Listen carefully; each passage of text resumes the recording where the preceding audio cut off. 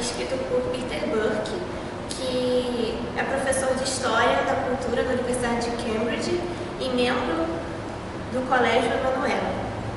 Ele publicou vários livros, muitos deles traduzidos para português, como A Fabricação do Rei, Uma História Social do Conhecimento e Uma História Social da Mídia, entre outros.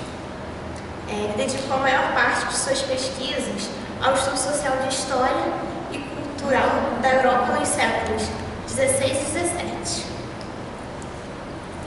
No começo de sua carreira acadêmica, na Universidade de Sussex, no início da década de 60, Burke se ofereceu como voluntário para ministrar um curso sobre estrutura social e mudança social, e com a ideia de que seria bom saber o que significava a sociedade antes de escrever sua história e de que melhor maneira seria aprender uma matéria, seja ela qual for, para ele, para poder entender algo, seria ideal ensiná-la primeiro.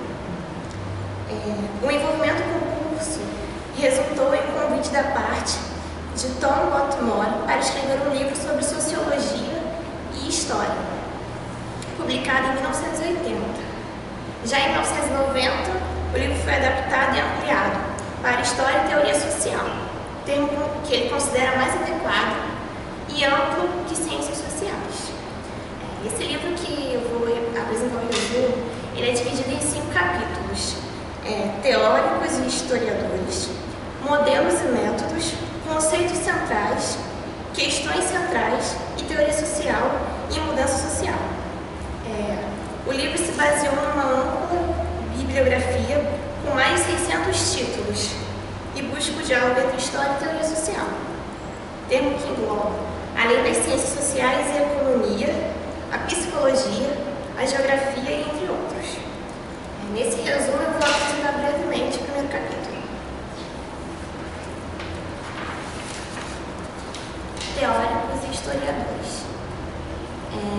Esse primeiro capítulo tem como premissa responder a 2 questões: qual é a utilidade da teoria social para os historiadores e qual a utilidade da história para os teóricos sociais. Ele também fala sobre o surgimento da história social e da convergência da teoria com a história. O autor diz que, para os historiadores, a teoria pode ser vista como um meio de oferecer soluções a um problema específico e que os historiadores marxistas e britânicos discutem questões teóricas com entusiasmo. Mas outros historiadores demonstram uma forte resistência à teoria. No entanto, há 2 conceitos que têm sido utilizados com frequência por teóricos sociais e que foram lançados por historiadores. São eles: a economia moral, criada por Edward Thompson, e a invenção da tradição, de Hobsbawm e Ranger. Burke também afirma que no século XVIII não havia divergência entre os 2 tipos de profissionais, historiadores e teóricos sociais, porque a sociologia não existia como disciplina independente. Os teóricos sociais discutiam a sociedade civil de forma sistemática, de maneira semelhante à qual Platão e Locke debateram o Estado. 100 anos mais tarde, a relação entre a história e a teoria social era bem menos simétrica do que era durante o Iluminismo. Os historiadores afastavam-se não só da teoria social, como da história social.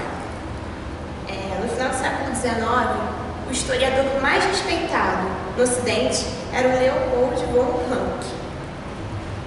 Esse afastamento que ele citou, pode ser esclarecido de várias formas. Uma dessas formas é que, em primeiro lugar, foi nesse período que os governos europeus passaram a considerar a história como um meio de promover a unidade nacional, de educar para a cidadania, ou como observador menos leniente. Ou seja, poderia ser utilizado um meio de fazer propagandas nacionalistas. Em segundo lugar, a Revolução Histórica associada a Ranke, que você citado antes, era sobretudo uma revolução nas fontes e nos métodos, que deixavam de usar histórias mais antigas ou crônicas, substituindo-as pelos registros oficiais dos governos. Os historiadores começaram a trabalhar regularmente nos arquivos e elaboraram uma série de técnicas cada vez mais sofisticadas para avaliar a confiabilidade desses documentos. Portanto, segundo eles, a história que produziam era mais objetiva e mais científica que as de seus predecessores. Neste contexto, a história política passa a ser considerada mais real ou mais séria do que o estudo da sociedade ou cultura, por ser baseada em documentos. Burke relata que os teóricos sociais, por sua vez, passaram a criticar cada vez mais os historiadores, embora continuassem a estudar história. E destaca os 3 sociólogos mais famosos do século XIX, Pareto, Durkheim e Weber. Eram experientes em história, mas que a geração seguinte de teóricos se afastou do passado. Malinowski insistia que o trabalho de campo era o método antropológico por excelência. Ele até diz aqui: o convívio com os nativos e não a leitura de relatos passava a ser o modo legítimo de pesquisar e produzir o conhecimento. Esses cientistas sociais geravam seus próprios dados e tratavam o passado como irrelevante para a compreensão da sociedade.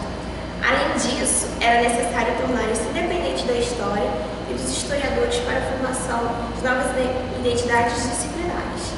Então, assim, esse primeiro capítulo, Burke, ele mostra meio que, pode-se dizer, uma rixa, mas um pensamento, né, dos historiadores e dos teóricos sociais. Eles citam